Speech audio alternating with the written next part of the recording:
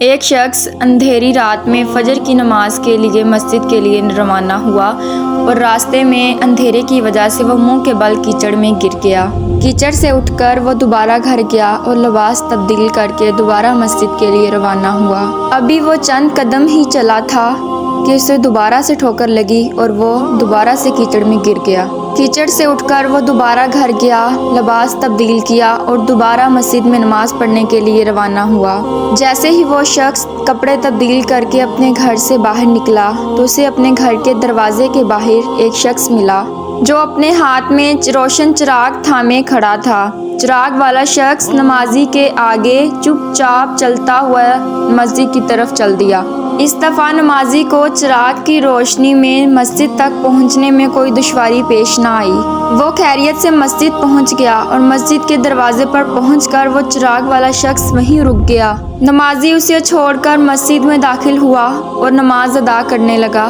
نماز پڑھ کر نمازی مسجد سے باہر آیا اور جیسے ہی اس نے دیکھا کہ چراغ والا شخص اس کا انتظار کر رہا ہے تاکہ اس نمازی کو چراغ کی روشنی میں گھر چھوڑ آئے۔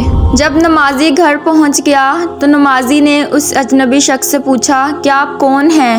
تو وہ اجنبی شخص بولا کہ سچ بتاؤں تو میں ابلیس ہوں۔ نمازی یہ بات سن کر حیرت میں چلا گیا۔ نمازی شخص ابلیس کے بارے میں سوچنے لگا کہ یہ کیسے ہو سکتا ہے کہ ابلیس مجھے مسجد کے دروازے تک چھوڑ آیا، کیونکہ ابلیس کا کام تو لوگوں کو بہکانا ہے، اللہ کی عبادت سے روکنا ہے۔ تو نمازی نے ابلیس سے پوچھا کہ تمہیں تو میری نماز رہ جانے پر خوشی ہونی چاہیے تھی، مگر تم تو چراغ کی روشنی میں مجھے مسجد تک چھوڑنے آئے۔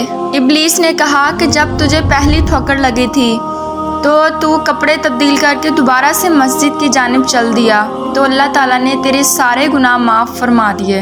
جب تمہیں دوسری ٹھوکر لگی تو اللہ تعالیٰ نے تمہارے پورے خاندان کو بخش دیا۔